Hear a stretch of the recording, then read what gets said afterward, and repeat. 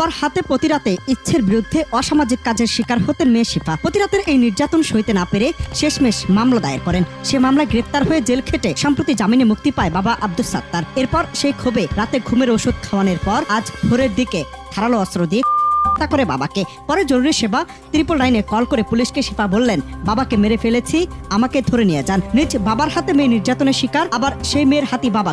এমন ঘটনার সাক্ষী হলো আজ বাংলাদেশ। বাবা আব্দুস সাত্তারের নামে 2022 সালে তার মেয়ে শিফা নাটোরের সিংড়া থানায় একটি ধর্ষণের মামলা দায়ের করেছিলেন। ওই মামলায় সাত্তার দীর্ঘদিন কারাগারে ছিলেন। জামিনে বের হয়ে আবার মেয়ের সঙ্গে থাকতে শুরু করেন। তবে ওই মামলার জেরে বাবা মেয়ের মধ্যে বনিবনা হচ্ছিল না। মেয়েকে মামলা তুলে নেওয়ার জন্য বিভিন্নভাবে চাপও দিচ্ছিলেন সাত্তার। এর জেরে বুধবার রাতে ভাতের সঙ্গে বৃষ্টি ঘুমের ওষুধ মিশিয়ে বাবাকে খেতে দেয় শিফা। ফ্ল্যাটে বাবা মেয়ে দুজনেই থাকতেন। মেয়েটির মায়ের সঙ্গে তার বাবার কোনো সম্পর্ক ছিল না।